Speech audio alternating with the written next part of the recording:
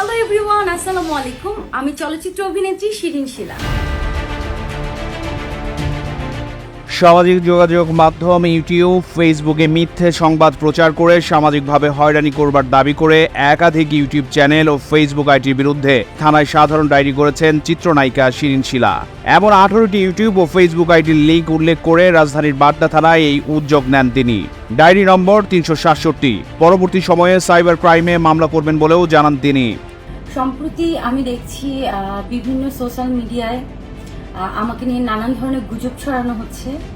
আমি নাকি কোন যুবলীগ নেতার সাথে গা ঢাকা দিয়েছি, তারপর আমি নাকি তাদের সাথে বিদেশের সফরসঙ্গী হয়েছি, আরও অনেক বাজে বাজে কন্টেন্ট আমাকে নিয়ে বানানো হচ্ছে।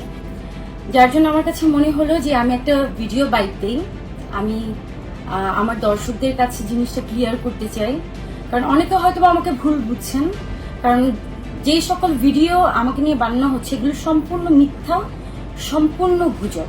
বাড্ডা থানার ভারপ্রাপ্ত কর্মকর্তা সাইফুল ইসলাম সাধারণ ডায়েরির বিষয়টি নিশ্চিত করেন।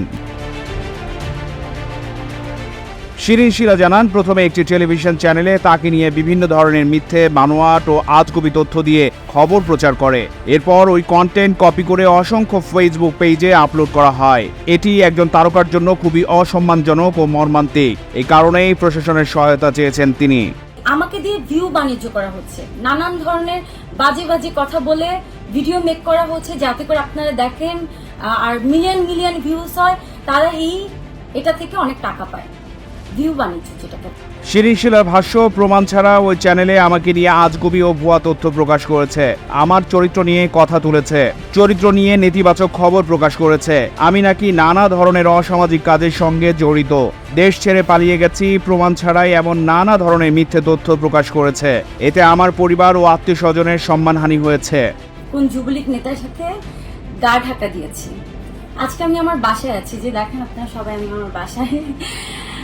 এটা সম্পূর্ণই গুজব নিউজ, এটা সম্পূর্ণই মিথ্যা। আমি মোটেও গা ঢাকা দিইনি। আর আমি কেনই বা গা ঢাকা দিব? আমি তো কোনো অন্যায় করিনি, আমি কেনই বা গা ঢাকা দিব? শিরিন শিলার বক্তব্য, আমি খুবই অবাক হয়েছি, কেন আমাকে এভাবে তারা হেয় করছেন, অথচ কন্টেন্টের কোনো সত্য ভিত্তি নেই, মন গড়া সংবাদ দিয়ে কন্টেন্ট সাজানো হয়েছে। আমি এসব মিথ্যে খবর তৈরিকারীদের ছাড়বো না। থানায় সাধারণ ডায়েরি করেছি, শিগগিরই এসব ইউটিউব চ্যানেল ও ফেসবুক পেজের বিরুদ্ধে সাইবার ক্রাইমে মামলা করব। মিথ্যে ও ভুয়া খবর তৈরিকারীদের আইনের আওতায় আনব। আমি কি করেছি আমারটা আমি জানি। আজকে যারা আমার বিপক্ষে আছেন এই সামান্য একটা পোস্টের জন্য আমাকে নিয়ে এই বাজে বাজে কন্টেন্ট বানাচ্ছেন, যে বাজে বাজে জিনিস শেয়ার করছেন, আমার সম্মানহানি করছেন, আমি তাদেরকে অবশ্যই শাস্তি দিব। ভবিষ্যতে কোনো তারকা বা সাধারণ মানুষের জীবন নিয়ে কোনো চক্রান্তকারী এভাবে মিথ্যে বানোয়াট খবর প্রকাশ করতে না পারে। শিরিন শিলা প্রত্যাশা করে বলেন, নতুন বাংলাদেশে নতুন সরকার এসেছে, তাদের প্রতি আমাদের সবার অগাধ বিশ্বাস আছে, আমি ন্যায় বিচার পাবো। লাঠি হাতে হেলমেট পরে ছাত্রছাত্রীদেরকে ধরে মারছে। আমি এই দেশের একজন সাধারণ নাগরিক, তাই আমার এগুলো দেখে খুব খারাপ লাগছে। ধিক্কার জানাই এসবের বিরুদ্ধে। আমি যদি ছাত্র আন্দোলনের বিপক্ষে থাকতাম, আমার তো এইসব পোস্ট করার কোনো কথা না। The news Bangladesh entertainment desk. আমার পরিবার আছে, আমার সমাজ আছে, কিন্তু যারা আমার এই ধরনের গুজব রটাচ্ছে, দয়া করে আপনারা এই ধরনের গুজবে কান দিবেন না।